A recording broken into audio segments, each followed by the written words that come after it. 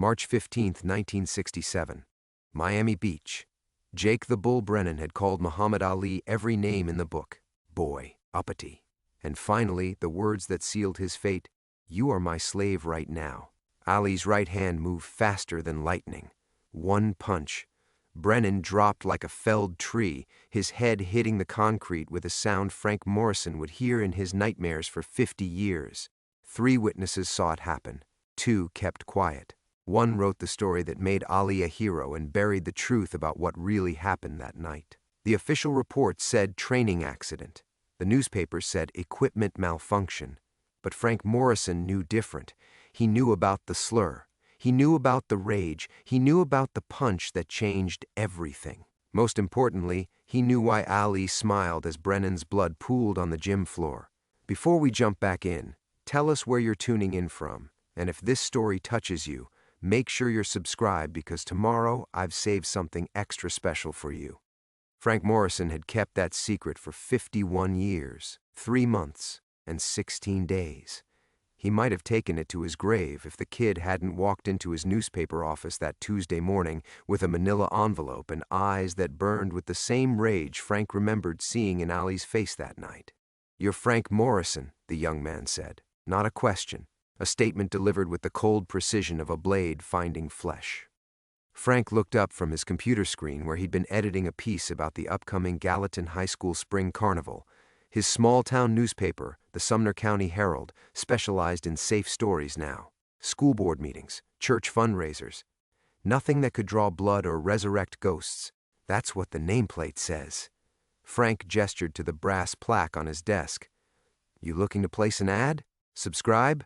The kid was maybe 25, lean and hungry looking, with dirty blonde hair and pale skin that suggested he'd never spent much time under a southern sun.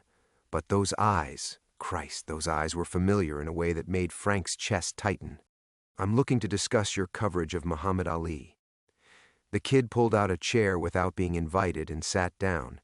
"Specifically, your reporting from March 1967. Frank's fingers froze above his keyboard. In his peripheral vision, he could see the framed front page hanging on his office wall, his Pulitzer Prize-winning piece about Ali's legendary training session at Angelo Dundee's Fifth Street gym. The champion's grace under pressure had run in every major newspaper in the country. It was the story that made Frank's career, the piece that portrayed Ali as a dignified athlete rising above the racist taunts of a bitter old trainer. It was also complete fiction. "That was a long time ago," Frank said carefully. "My memory's not what it used to be." The kid smiled then, and it was the kind of smile that preceded violence. "Maybe this will help refresh it." He slid the manila envelope across Frank's desk. "Go ahead, open it." Frank's hands trembled as he lifted the envelope flap. Inside was a single photograph, black and white, grainy but unmistakable. It showed Muhammad Ali standing over Jake Brennan's motionless body, his right fist still clenched, his face twisted with satisfaction. In the background, barely visible in the gymnasium's shadows, a young Frank Morrison could be seen scribbling frantically in his reporter's notebook. "Where did you get this?" Frank whispered. "My grandfather kept a lot of things. Took me years to go through his stuff after he died." The kid leaned forward. "Jacob the Bull Brennan was my grandfather, the man your hero left drooling in a wheelchair for 40 years. The room seemed to tilt. Frank had known Brennan died eventually, a brief obituary in the Miami Herald back in 2008. But a grandson? Brennan had never married, never had children as far as Frank knew. The old trainer had been a bitter, broken man who'd spent his final decades in and out of care facilities, his brain too damaged to form coherent sentences. That's impossible. Jake never had a family? The kid's laugh was sharp as broken glass. Surprise. Turns out even racist pieces of shit can father children. My dad was born in 1955, result of a one-night stand with a cocktail waitress. Jake never acknowledged him, never paid a dime in support. But blood's blood, right? Frank stared at the photograph. Even after 5 decades, seeing that moment captured in stark detail made his stomach clench. He remembered the smell, sawdust and sweat and the metallic tang of blood. He remembered the silence that followed the sickening crack of Brennan's skull hitting concrete. Most of all, he remembered Ali's words as he stood over the fallen trainer. "Tell them it was an accident, or I'll make sure you join him." "What do you want?" Frank asked. "Justice." The kid reached into his jacket and Frank tensed, but he only pulled out a cell phone. On the screen was a video file icon labeled 5th Street Gym, March 15, 1967. Jake had a friend with a camera that night. Wanted to document the great Muhammad Ali's training session. Got a lot more than he bargained for. Frank's blood turned to ice water. A video. Jesus Christ, there was a video. 50 years you've been lying, the kid continued. 50 years of that sanitized bullshit story while my grandfather rotted away in nursing homes, unable to tie his own shoes because your precious champion scrambled his brains. Well, the truth's about to come out, Mr. Morrison. Question is, you going to help me tell it right, or am I going to have to paint you as part of the cover-up? The kid stood up, leaving the photograph on Frank's desk like a death sentence. I'll give you 24 hours to decide. After that, this video goes public, along with the real story of what happened that night. As the office door closed behind him, Frank Morrison stared at the image of his 26-year-old self, witnessing a moment that would define the rest of his life. The past had finally come to collect its debt.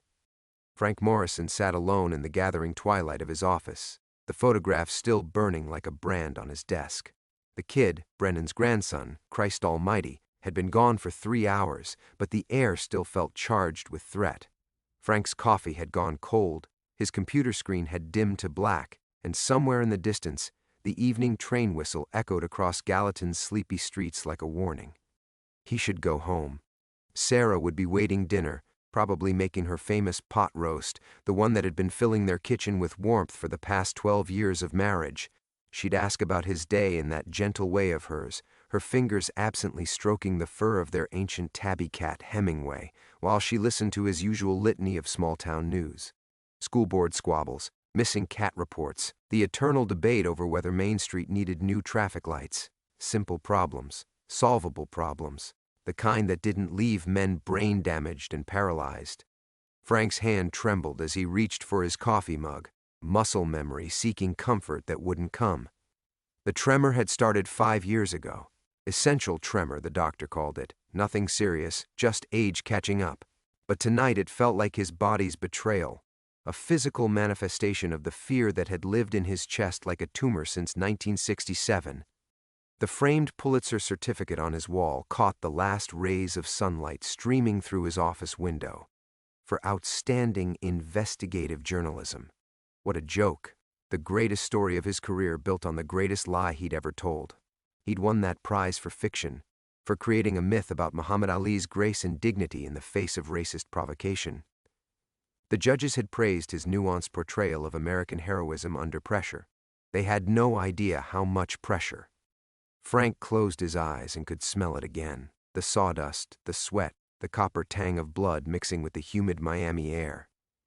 He could hear the wet crack of bone against concrete, see Ali's face transform from controlled anger to something primal and dangerous. The champion hadn't looked graceful that night. He'd looked like exactly what he was, a powerful man pushed beyond his limits, his fist connecting with Jake Brennan's temple with enough force to reshape a skull. The phone on Frank's desk buzzed. A text from Sarah.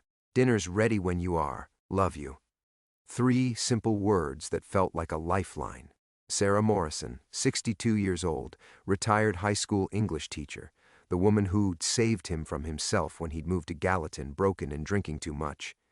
She knew he'd been a big city journalist once, knew something had driven him away from the life he'd built in Miami. But she'd never pressed for details, content to love the man he'd become rather than interrogate the man he'd been. What would she say when the video surfaced? When the world learned that her husband had built his reputation on a lie? When reporters descended on their quiet street like locusts, asking how it felt to be married to a fraud? Frank picked up the photograph again, studying his younger self in the background. 26 years old, hungry for the story that would make his career. He'd gotten it all right, just not the version he'd ever intended to tell. That night, after Ali's threat, after the ambulance had taken Brennan's unconscious body away, Frank had sat in his rental car outside the gym and written 2 stories. The first was the truth, a brutal account of a boxing legend's fall from grace, a moment when provocation became violence and violence became attempted murder. He'd deleted that story and written the second one, the lie that made him famous. The office grew darker as Frank sat with his ghosts. Outside, Gallatin settled into its evening rhythm. Mrs. Henderson would be walking her ancient beagle past the courthouse square. The teenagers would be gathering at Sonic, their voices carrying on the warm spring air. Normal people living normal lives, untouched by the weight of terrible secrets. Frank thought about the kids' eyes, that burning rage that felt personal, intimate. There'd been something else there, too, something beyond simple revenge for his grandfather. A hunger that spoke of deeper wounds, older grievances. 24 hours, the kid had said. 24 hours to decide whether to cooperate or be destroyed. Frank Morrison, pillar of the Gallatin community, respected journalist, loving husband, had built his entire life on the foundation of one night's cowardice. Now that foundation was cracking, and everything he'd protected, his reputation, his marriage, his quiet sanctuary in this small Tennessee town, threatened to come crashing down. He picked up his keys with shaking hands. Sarah was waiting, dinner was getting cold, and somewhere in the darkness beyond his office window, the past was closing in like storm clouds on the horizon. 23 hours and counting. Frank made it halfway to his car before his phone rang. The sound cut through Gallatin's evening quiet like a scream, echoing off the empty storefronts along Main Street. Frank fumbled for the device with hands that wouldn't stop shaking, expecting Sarah's voice asking when he'd be home, or maybe Tommy Chen from the print shop with a question about tomorrow's layout. Instead, he heard breathing, slow, deliberate, the kind that suggested the caller was savoring the moment. Second thoughts already, Mr. Morrison? The kid, Brennan's grandson. Frank's blood turned to slush in his veins. I told you I needed 24 hours, Frank managed, his voice barely above a whisper. And I decided to be generous. Consider this a preview of coming attractions. The line went quiet except for the sound of fingers tapping on a keyboard. Tell me, does your wife know about Miami? About what really happened that night? Frank's grip tightened on the phone. Leave Sarah out of this. Oh, I don't think so. See, I've been doing my homework on you, Frank. Can I call you Frank? Frank Morrison, age 68, married to Sarah Elizabeth Morrison, née Williams, former English teacher at Gallatin High, volunteers at the Methodist Church food pantry every Tuesday and Thursday, drives a 2019 Honda Civic, license plate Echo Delta Charlie 4789. Each detail hit like a physical blow. Frank spun around, scanning the darkening street, but saw only empty sidewalks and the warm glow of porch lights beginning to flicker on. You see, Frank, I've had 20 years to prepare for this conversation. 20 years watching my grandfather drool into a bib because your hero turned his brain to scrambled eggs.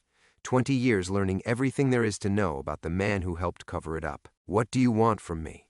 Frank's voice cracked like an adolescent's. I want you to understand what's at stake. The typing sounds continued faster now. I want you to know that this isn't just about exposing Allie's legacy. It's about exposing yours. The Frank Morrison Media Foundation, the scholarship fund you established for aspiring journalists, the dedication plaque at the University of Tennessee's Journalism School, all of it built on blood money. Frank felt the world tilt beneath his feet. How could the kid know about the foundation? That was private, anonymous donations made through layers of trusts and shell companies. Frank had spent decades quietly funding young reporters, trying to balance the cosmic scales for his cowardice. Penance paid in installments to kids who still believed in truth. I can see your house from here, by the way. The words hit Frank like ice water. He dropped his keys, the metal clanging against the asphalt with a sound like breaking bones. What? Lovely place. That big oak tree in the front yard must be magnificent in the fall. Sarah's in the kitchen right now. Looks like she's checking something in the oven. Pot roast, maybe? She's wearing that blue apron with the little flowers on it, the one you bought her for Christmas 3 years ago. Frank's vision blurred.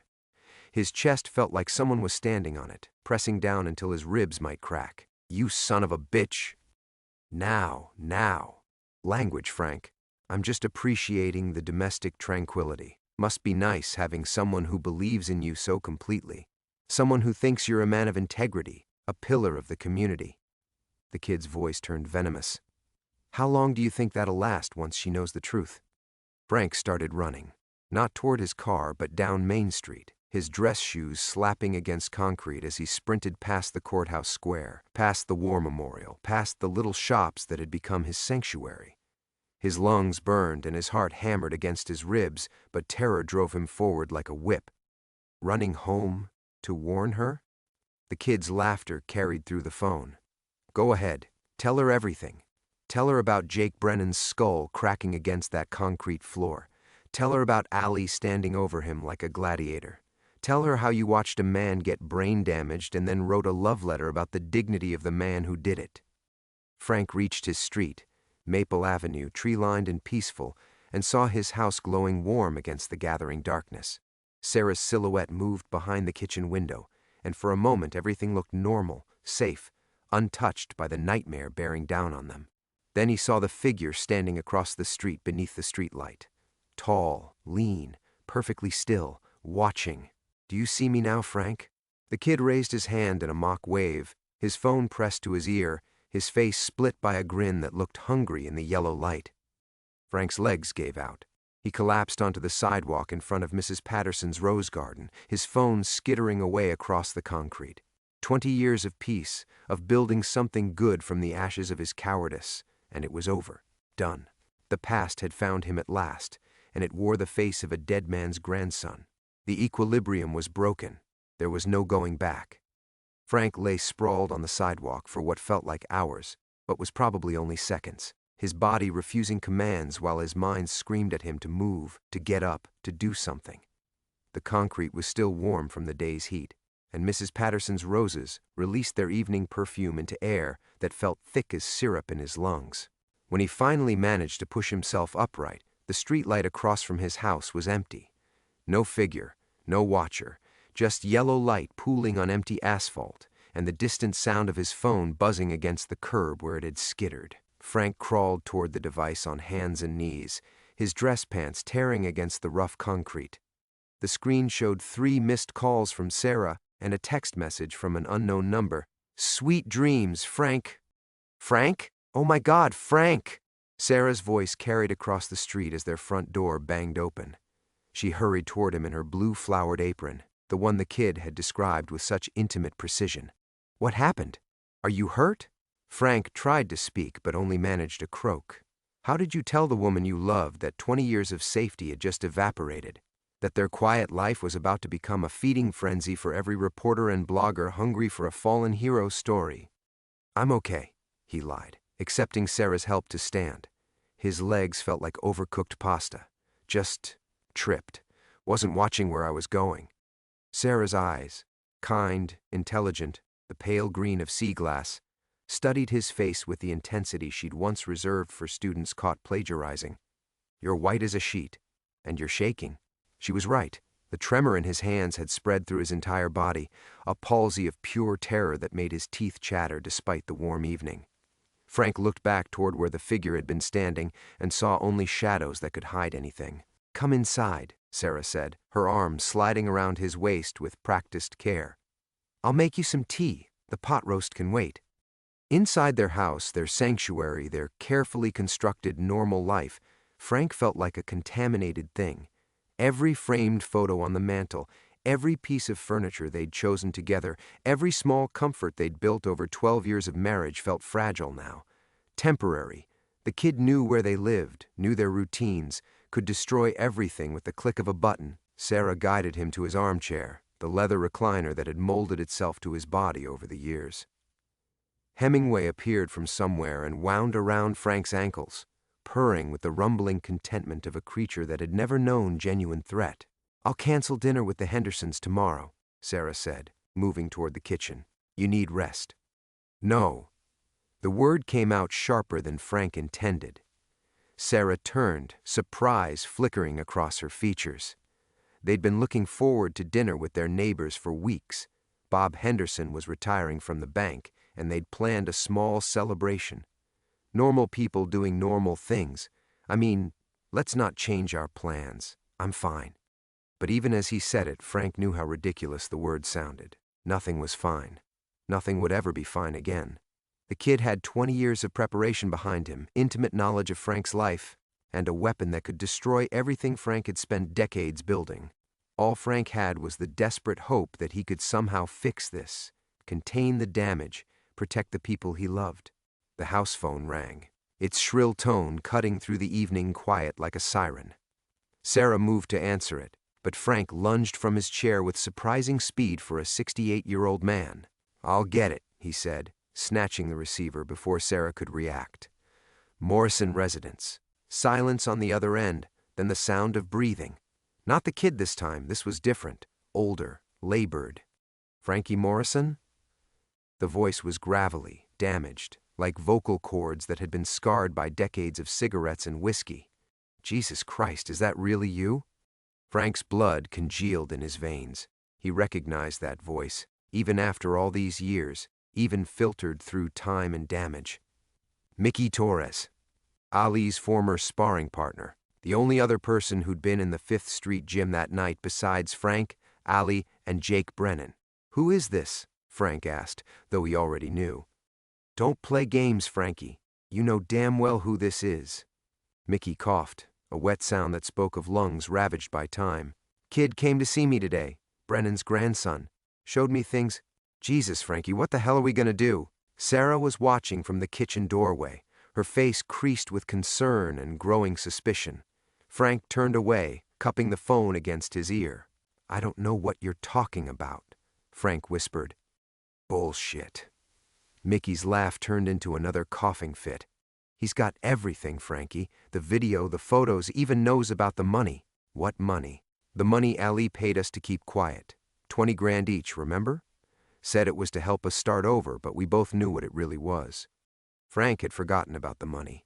$20,000 in 1967, a fortune for a young reporter. He'd used it to pay off his student loans and put a down payment on his first apartment. Blood money, just like the kid had said. "He's gonna destroy us all," Mickey continued. "Ali's dead, but his legacy. Christ, Frankie, what do we do?" The line went quiet except for Mickey's labored breathing and the sound of Frank's world collapsing around him. "We meet," Frank whispered into the phone, his voice barely audible. "Tomorrow. We figure this out together. Can't travel, Frankie. Emphysema's got me chained to an oxygen tank. But the kid, he's not done with either of us. Said he'd be in touch real soon." Mickey's breathing rattled like dice in a cup. 47 years and it's all coming apart. The line went dead. Frank stood holding the receiver until the dial tone became unbearable. When he finally turned around, Sarah was still watching from the kitchen doorway, her expression shifting from concern to something harder, something that looked dangerously close to suspicion. "Who was that?" she asked. "Wrong number." The lie tasted like copper in his mouth. Probably someone looking for the Morrison family on Oak Street. Sarah didn't move. "Frank, you called him by name. I heard you." The tremor in his hands intensified. 20 years of marriage to an English teacher had taught Sarah to parse language like a scholar, to catch the inconsistencies that revealed deeper truths. She'd always been too smart for casual deception. "It was nothing," Frank insisted, moving toward his chair. "Just some confused old man. An old man who knew your name, who knew to call you Frankie." Sarah stepped fully into the living room, her arms crossed. "Frank Morrison, what is going on? And don't you dare lie to me again." The weight of 47 years pressed down on Frank's chest like a boulder. He could feel his carefully constructed life beginning to fracture, hairline cracks spreading outward from a central point of weakness he'd never properly sealed. Sarah deserved the truth. She'd earned it through 12 years of love, of partnership, of building something beautiful together. But the truth would destroy her as surely as it would destroy him. "There are some things from my past," Frank began, but his phone buzzed against his leg. A text message.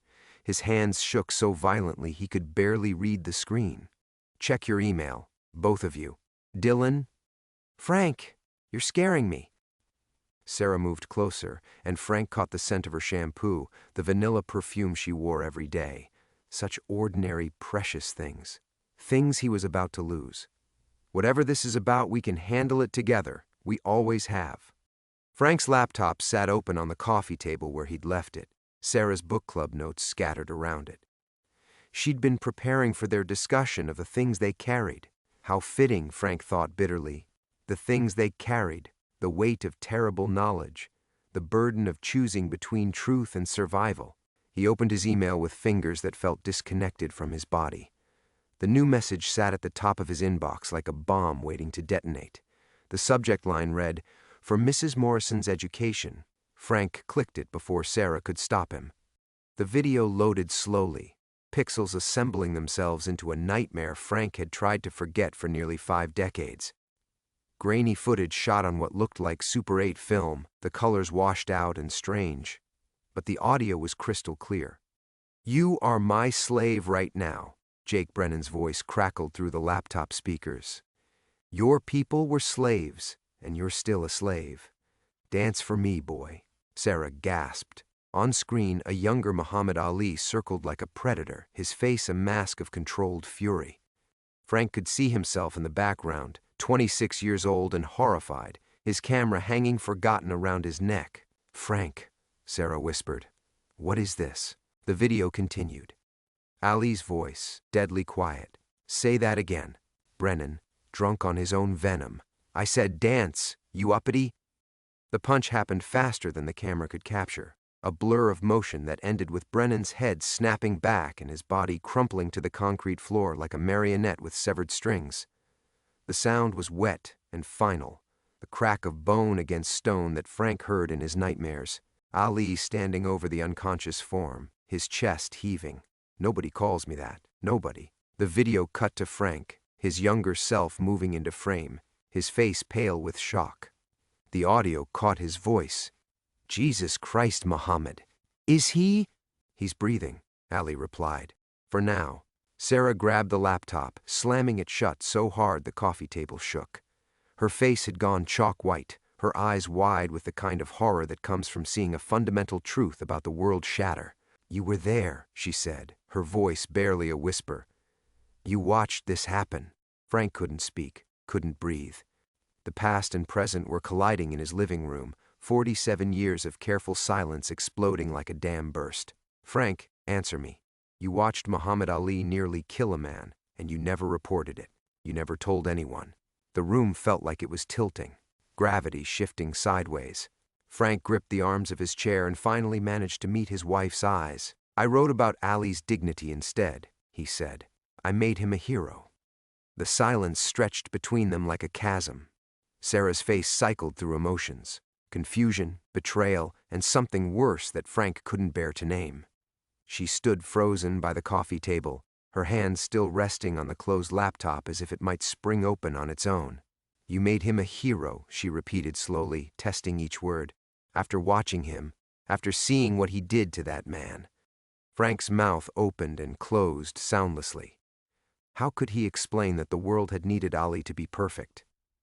That in 1967, with the country tearing itself apart over Vietnam and civil rights, Muhammad Ali had been more than just a boxer. He'd been a symbol, a beacon of principled resistance. The truth would have destroyed not just Ali, but everything he represented. "Sarah, you don't understand the context." "Context?" The word exploded from her like a gunshot. "Frank, I watched a man get his skull cracked against concrete. I watched you stand there and do nothing. What context could possibly—" Her words cut off as understanding dawned in her eyes.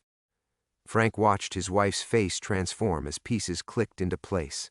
His nightmares, his refusal to watch boxing matches, his obsessive dedication to the newspaper's integrity, the way he'd flinched whenever anyone mentioned Ali's death 2 years ago. "Oh God," she whispered. "This is why you started the foundation, the scholarships, the journalism programs. You've been trying to buy your way out of hell." The accuracy of her assessment hit like a physical blow. Frank had indeed spent decades writing checks, funding bright young reporters, hoping that somewhere in the cosmic ledger his good deeds might balance the scales. Every scholarship recipient, every eager journalism student he'd mentored, they'd all been his attempt at redemption. "How much?" Sarah's voice had gone deadly quiet. "How much did they pay you to stay quiet?" "It wasn't like that." How much, Frank? The number felt like poison on his tongue. 20,000. Sarah staggered backward as if he'd struck her. $20,000. In 1967. She did the calculation quickly, her teacher's mind sharp even in crisis. That would be worth… Jesus, Frank, that was a fortune. I didn't ask for it, Frank said desperately. Ali's people they showed up at my apartment, said it was to help me start my career, but you all knew it was a bribe. Sarah's laugh was bitter, broken. My husband, the man I've looked up to for 12 years, the man who taught me about integrity and truth in journalism. You're nothing but a bought and paid for accomplice to attempted murder. It wasn't attempted murder, Frank protested. But even as he said it, he knew how pathetic he sounded. Brennan was conscious when we left. He was talking… Was he? Sarah moved to the mantel, picking up their wedding photo with hands that shook. Or is that just another lie you've been telling yourself? Another story you've constructed to make the truth bearable? Frank's phone buzzed again. Another text from Dylan. How's married life, Frank? Built on a foundation of truth and trust, I'm sure. The arrogance in those words, the casual cruelty, sparked something dangerous in Frank's chest. This kid thought he understood everything, thought he could waltz into their lives and tear down what they'd built with surgical precision. But Dylan Brennan was just another angry young man who believed the world owed him something. He doesn't know anything, Frank said, his voice gaining strength. This kid, whoever he is, he's just trying to destroy Ali's legacy for revenge. He thinks he can use us to do it. Sarah set down the wedding photo and turned to face him. Are you listening to yourself? Frank, it doesn't matter what his motives are. What matters is that you helped cover up a crime. You took money to stay silent while a man's brain turned to mush in some hospital bed. The world needed Ali to be a symbol, Frank said, desperation creeping into his voice. You don't understand what it was like then. The war, the protests, the hatred. Ali represented hope for millions of people. The truth would have destroyed more than just one man. So you appointed yourself the guardian of history. Sarah's voice dripped with disgust. You decided that your version of the truth was more important than actual truth. Frank opened his mouth to argue, but Sarah held up her hand. I need you to leave, she said quietly. I need you to pack a bag and leave this house. Right now. Sarah, please. Right now, Frank. Before I say something we can't take back. Frank stared at his wife, this woman who'd believed in him, who'd built a life with him based on the assumption that he was fundamentally decent. The foundation of their marriage had just revealed itself to be quicksand, and they were both sinking fast. His phone buzzed one final time. Welcome to the real world, Frank. Population, everyone you've lied to. Frank stood in the doorway of their bedroom, watching Sarah methodically remove his clothes from the dresser they'd shared for 12 years. Her movements were precise, clinical, folded shirts stacked like evidence, his reading glasses placed carefully in their case. She worked in silence, her face a mask of controlled devastation that somehow hurt worse than screaming would have. Sarah, we need to talk about this. She didn't look up from folding his favorite sweater, the blue one she'd given him last Christmas. We needed to talk about this 20 years ago, Frank. Before I married you, before I built my life around a lie. Frank's overnight bag sat open on their bed like a wound, such a small thing to contain the wreckage of everything he'd tried to protect. His phone had been silent for the last hour, but Dylan's presence lingered like smoke, invisible but poisonous, seeping into every corner of their sanctuary. I was protecting you, Frank said, knowing how hollow it sounded. If you'd known, you would have lost me. Sarah finally met his eyes, and Frank saw 20 years of trust crumbling in real time. That's what this was really about, wasn't it? Not protecting Ali's legacy or serving some greater good. You were protecting yourself. The accusation hit its target with surgical precision. Frank had told himself countless stories over the decades, about justice, about history, about the greater good.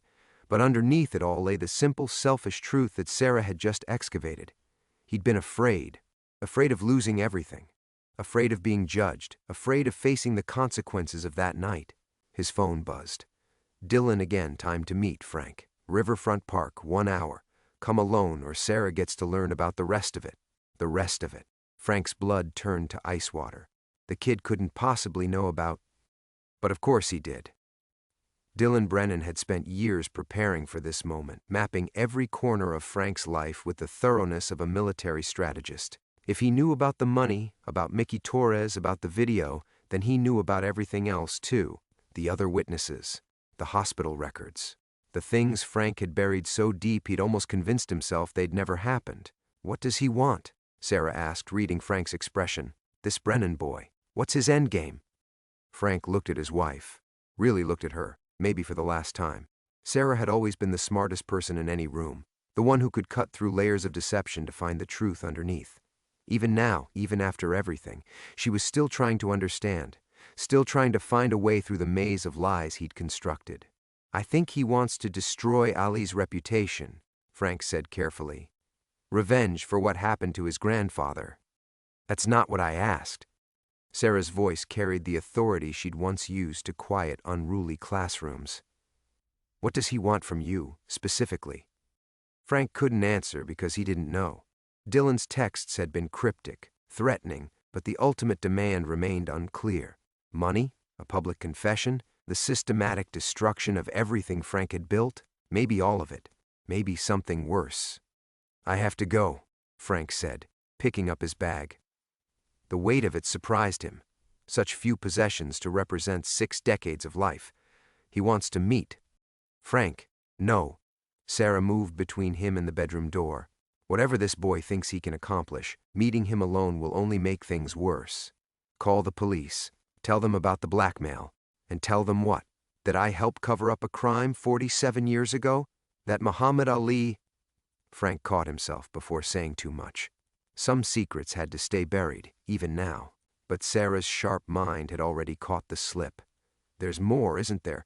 This video, this assault, it's not the whole story. Frank's silence was answer enough.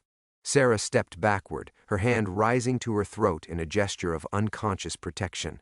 She was beginning to understand the true scope of what her husband had hidden from her, the depths of deception required to keep such massive secrets for so long. Oh my God, she whispered. Frank, what did you do? The question hung in the air like incense, heavy and choking. Frank wanted to tell her everything, to finally unburden himself of the weight he'd carried for nearly 50 years. But some truths were too dangerous, too destructive. Some secrets had to die with the people who carried them. I protected everyone I could, Frank said finally, including you. He kissed her forehead, soft, familiar, maybe final, and walked toward their front door.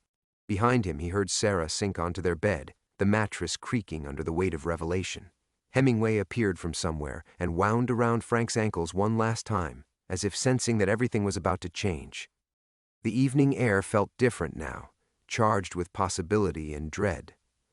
Somewhere in the darkness, Dylan Brennan was waiting with his demands and his terrible knowledge. Frank Morrison, who had spent decades crafting careful truths, was finally going to face the full, unvarnished reality of that night in 1967. The reckoning had begun. The walk to Riverfront Park felt like a funeral march. Frank's footsteps echoed against empty sidewalks, each stride carrying him further from the life he'd built and closer to the judgment he'd spent 47 years avoiding. The Cumberland River stretched ahead like black silk, its surface disturbed only by the occasional ripple of something moving beneath, secrets surfacing, then disappearing again. Dylan Brennan sat on the same bench where Frank had once interviewed Ali, back when the world was simpler and truth felt like something worth pursuing. The symmetry wasn't lost on either of them. The young man looked smaller in person, less threatening than the phantom Frank had constructed in his mind, but his eyes held the focused intensity of someone who'd spent years planning this moment. You came, Dylan said without looking up. I wasn't sure you would. Frank remained standing, his overnight bag clutched like a shield. What do you want? Justice. Dylan finally turned, and Frank saw Jake Brennan's features reflected in the boy's face, the same heavy brow, the same stubborn chin. But where the grandfather had radiated crude menace, the grandson possessed something more dangerous, intelligence sharpened by generational fury. My grandfather spent 30 years in a wheelchair because of what your hero did. 30 years of drooling into a cup, his brain scrambled like eggs. He brought it on himself, Frank said, the words emerging before he could stop them. You heard the video. The things he said. Words, Dylan spat. Ugly words from a drunk old trainer. That justified attempted murder? Frank felt the ground shifting beneath him, the careful justifications he'd constructed over decades suddenly seeming as fragile as tissue paper. It wasn't attempted murder. It was… What? Self-defense? Dylan laughed bitterly. My grandfather was 63 years old and half Ali's size. He couldn't have hurt a butterfly, let alone the heavyweight champion of the world. The truth of that observation hit Frank like a physical blow. He'd spent so many years focusing on Jake Brennan's venom, his racist poison, that he'd forgotten the simple arithmetic of the situation, an aging drunk versus a man in his physical prime. There'd been no real threat, no justification for the violence that followed. Ali was defending his dignity, Frank said weakly. In 1967, for a black man to just walk away from that kind of abuse would have made him a better man than the one who crippled my grandfather. Dylan stood up, moving closer. You want to know what really happened that night, Frank? After you all left? After Ali's people paid you off and sent you home to count your money? Frank's mouth had gone dry. He was conscious when we left. He was talking. He was talking gibberish because his brain was bleeding into his skull. Dylan pulled out his phone, scrolling to something that made Frank's stomach lurch. Hospital records. Took me 3 years to get them unsealed, but money talks, even in 1967, especially in 1967. Frank didn't want to look, but Dylan thrust the screen toward him anyway.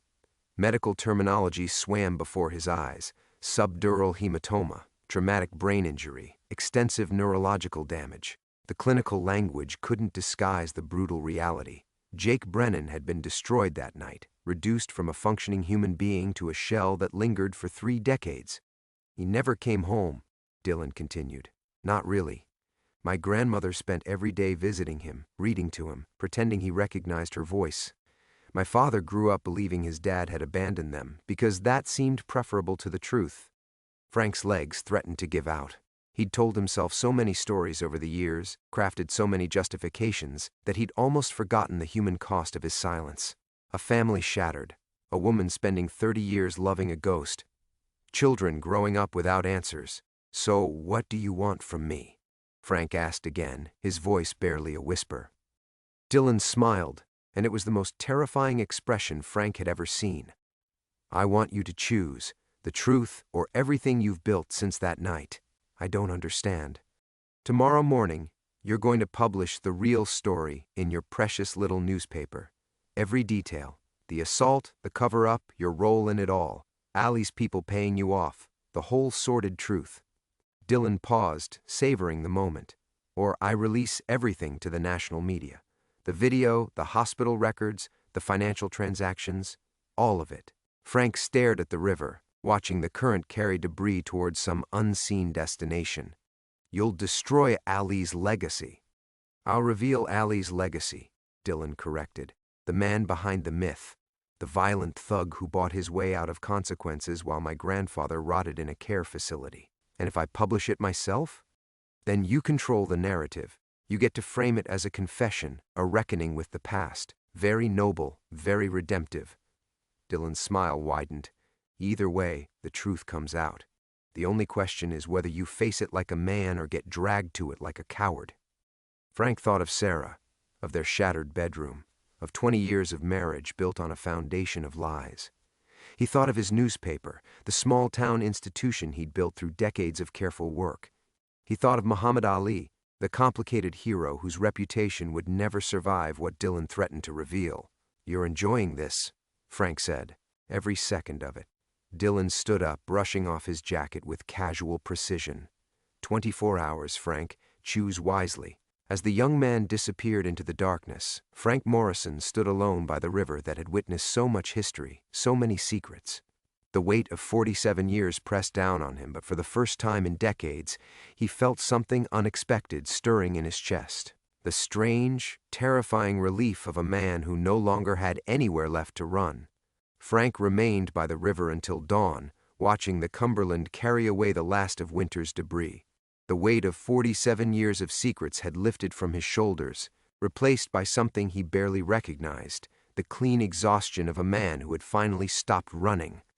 By the time he returned to the newspaper office, his decision had crystallized with the clarity of morning light. The building stood empty in the early hours, its windows reflecting the pale sky like accusatory eyes. Frank unlocked the door and walked to his desk for what he knew would be the last time as owner, editor, and guardian of carefully constructed truths. He wrote for 6 hours straight, his fingers moving across the keyboard with the fluency of a man unburdening his soul. Every detail emerged: the squalid gym, Jake Brennan's venomous words, the sickening crack of skull against concrete, the envelope of money that had purchased his silence.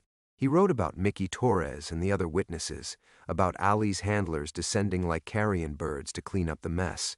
Most importantly, he wrote about himself, the young reporter who had chosen cowardice over truth and spent decades trying to convince himself it had been justice. The afternoon sun was slanting through his office windows when Sarah appeared in the doorway. She looked older somehow, worn down by revelations that had aged her years in a single night. But her eyes held something Frank hadn't seen in 20 years of marriage: complete knowledge of who he actually was. "The whole town's talking," she said quietly. "Word travels fast when someone starts asking questions about Muhammad Ali." Frank leaned back in his chair, gesturing toward his computer screen. "Then they'll have their answers tomorrow. All of them." Sarah moved closer, reading over his shoulder. Her silence stretched so long that Frank wondered if she'd stopped breathing. When she finally spoke, her voice carried the weight of a teacher grading a final exam. "This will destroy you," she said. "Your reputation, the newspaper, everything. I know. People will remember you as the man who brought down Ali's legacy. Maybe they should." Sarah pulled up the chair opposite his desk, the same one where countless interview subjects had sat over the years, telling their stories while Frank decided which truths were safe to print.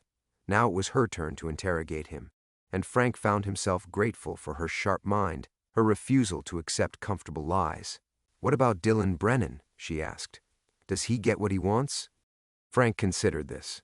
In a few hours, he would email the story to every major news outlet in the country, ensuring that Dylan's version couldn't be twisted into something more sensational. The truth would come from Frank's own hand, in his own words, carrying whatever credibility his name still possessed. "He gets the truth," Frank said. "Whether that's what he really wanted, I guess we'll find out." His phone had been silent all day, Dylan apparently confident that his ultimatum would produce results. Frank wondered what the young man would feel when the story broke: satisfaction, disappointment, or something more complex.